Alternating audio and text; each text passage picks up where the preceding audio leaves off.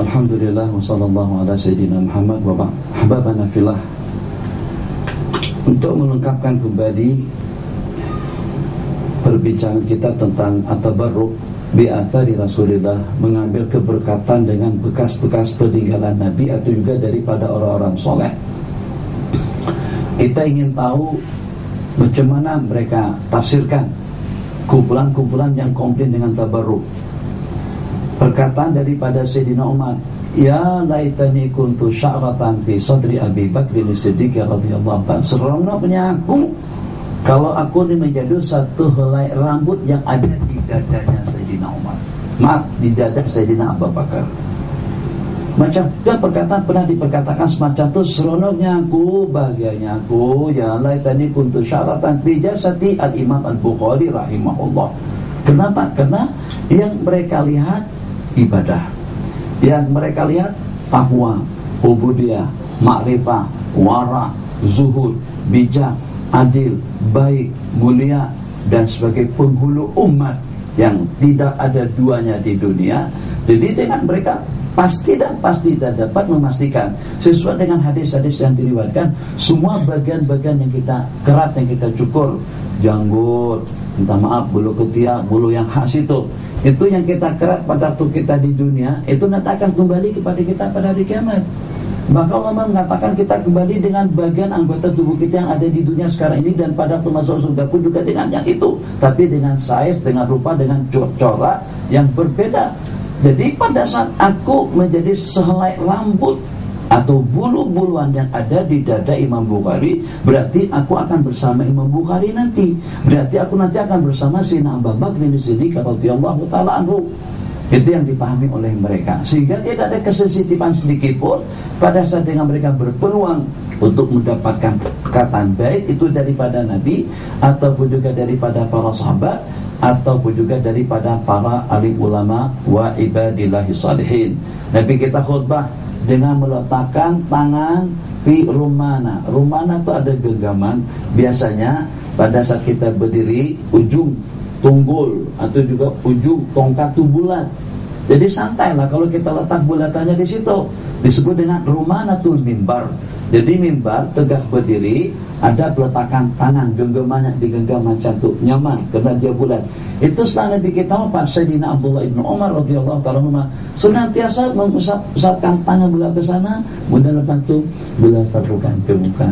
Ini orang yang cukup dekat dengan Sayyidina Rasulullah sallallahu alaihi wasallam, dan juga sahabat yang mengetahui tentang halal dan haram, takkan dengan beliau terbabit dengan perkara yang tidak diridhai atau perkara yang boleh membawa kepada syirik. Ada pertanyaan kah? Tak ada. Ada pertanyaan. Setelah ini dalam satu pertemuan yang pertama, perang Ghazwatul Badrinil Kubra atau Ghazwatul Uhud.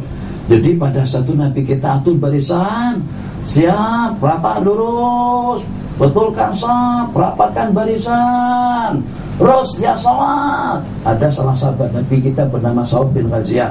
Sa'ad bin Ghaziyah tadi itu terkeluar daripada barisan Nabi kita, kata sudah diingatkan sebelumnya, tak lagi cakap langsung tolong Nabi kita cambuk, terkena perut Sa'ad. Jadi Sa'ad begitu terasa perih dengan cambukan cemati baginda Nabi, kata Sa'ad, "Qisas ya Rasulullah." Nabi kita kata, "Iya." Jadi kata para sahabat, "Awak nak kisah Rasul kan?" Ulas, sungguh kalau sampai sahabat Nabi kita nak cambuk, nak rotan, nak pukul baginda Nabi. Jadi kata Sa'ad berkata, tak ada kulit sesiapapun yang melebihi kulit batang tubuhku. Kulit sama kulit dia kena merasakan benda yang sama. Jadi pada saat itu Nabi kita kata, "Oke, silakan, kisah saja, rotan saja aku." Tak. Pada saat baginda rotan aku tak ada baju. Baginda nak minta dirotan tapi masih ada baju. Nabi kita angkat baju beliau, kelihatan perut baginda. Begitu nampak perut baginda yang bening. Perut baginda bukan penuh dengan kolesterol, bukan penuh dengan lemak, tak. Dada baginda dengan perut itu sama ukurannya. Begitu Nabi kita buka dada perut beliau, maka Sayyidina Sa'ad langsung buang cambuk dan langsung saja tersungkut, mengecup dan mencium. perut Rasulullah SAW. Nabi kita kata, ada apa sahabat? Kata sahabat, ya Rasulullah, baginda tahu kan, ini kita sedang berhadapan dengan musuh. Saya tak pasti apakah aku akan kembali daripada peperangan ini dengan selamat atau macam mana. Maka aku ingin, sebelum aku kembali kepada Allah, aku ingin menyentuhkan bibirku ke bahagian anggota tubuh daripada Rasulullah SAW. Ada tak komen baginda? Tak boleh, itu syirik, itu tak boleh, menurut Wahabi syirik. Nah, tak ada. Nabi kita tak kata macam tu. Nabi kita akui dengan perilaku dan juga dengan perbuatan sahabat yang seperti itu. Jadi ada salah satu daripada sahabat menjemput Rasul agar datang khusus ke rumah. Untuk apa ya Rasulullah? Boleh dah datang ada. Kemudian yang kedua, rumahku pun juga jauh dari masjid, di samping aku ni buta, udur. Jadi saya mengharap bagi dia datang ke rumah saya untuk sembahyang di situ, untuk sembahyang di rumahku, yang nanti tempat Nabi kita sembahyang akan aku jadikan sebagai tempat sembahyangku. Itu kan meminta tak? Nabi kita pun berkenan pergi datang ke sana. Setelah sampai ke sana, Nabi kita kata, ya fulan, di bagian mana? Di luar kah? Bilik nomor 1 kah? Atau bilik nomor 2 kah? Di ruang tamu kah? Di bagian mana daripada rumahku aku dipersilakan sembahyang? Terus nanti kita dipersilakan sembahyang, ditunjukkan salah satu daripada bagian tadi itu, dan tempat nanti kita sembahyang tadi itu dijadikan ruangan untuk beliau bersembahyang dengan keluarga. Itu yang meminta. Banyak lagi yang meminta untuk mendapatkan keberkatan. Mulaikah adalah mak kepada Ummu Sulaim, ibu kepada Sayyidina Anas bin Malik, menjemput Rasulullah makan ke rumah pun juga untuk mendapatkan keberkatan.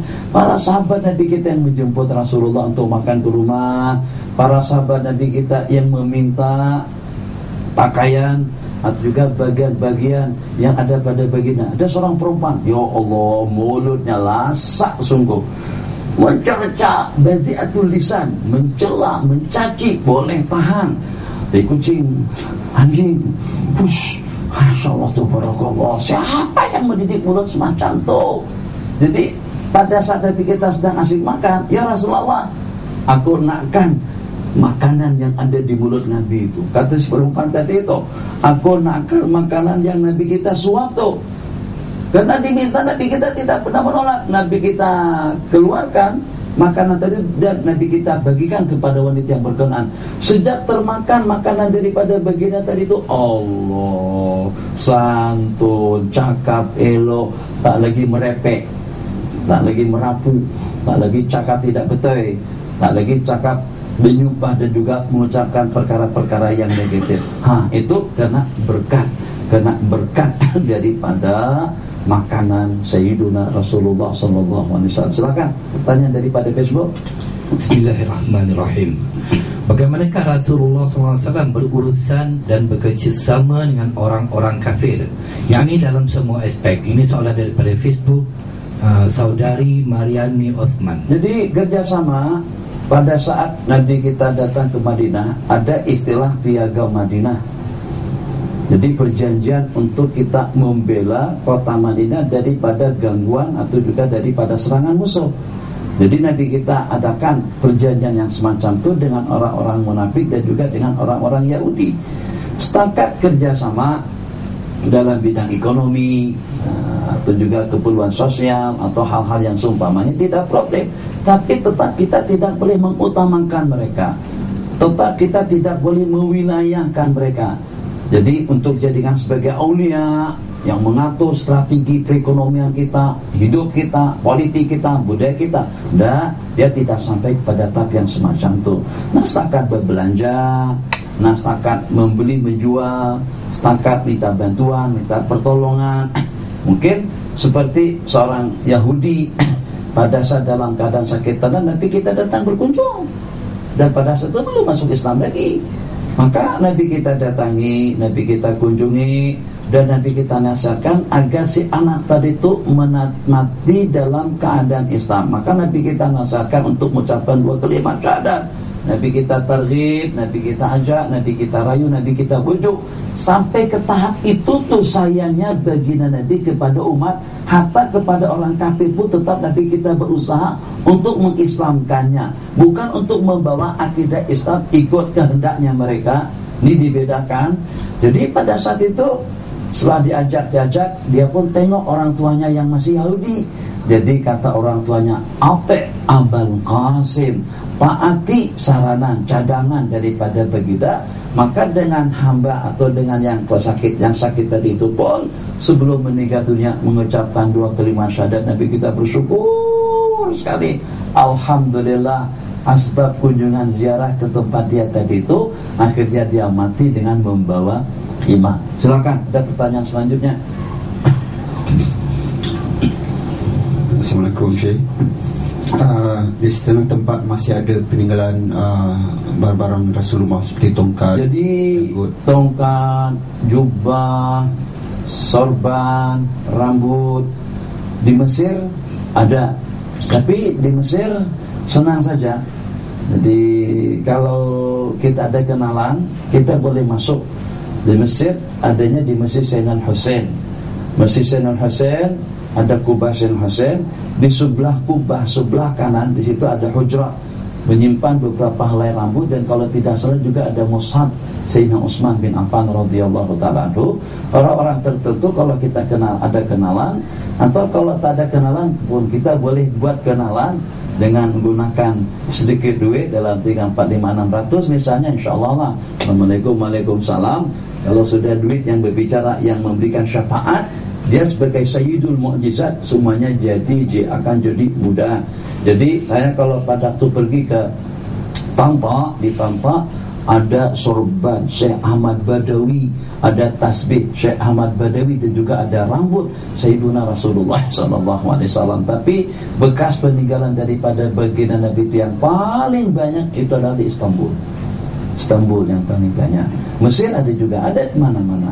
Walhasil tuh dengan surat khatamun nubuwah, dengan rambut, dengan tongkat, celak mata, jubah, sorban, itu masih ada sampai sekarang. Bahagia kalau kita dapat sesaat melihat dan mencium tabarrukan dengan kain atau juga dengan selendang yang pernah ada di bahu atau yang pernah menjadi alas pada saat Nabi kita duduk atau pada saat Nabi kita sembahyang. Mudah-mudahan pola pikir dan pandangan masyarakat terhadap tabarruk, artinya mengambil keberkatan, ingin mendapatkan satu kebahagiaan, bukan kain yang bagi, tapi karena kain berada pada jasad yang mulia, jasad yang senantiasa beribadah kepada Allah, seakan-akan dengan kita bertawassul kepada ibadah yang dilaksanakan baik oleh orang saleh yang berkenaan ataupun juga dengan Sayyiduna Rasulullah sallallahu alaihi wasallam.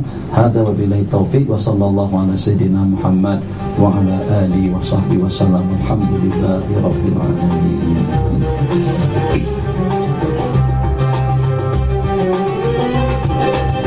Salli alaihi daiman ربنا وآله وصحبه أهل المعاني والوفاء.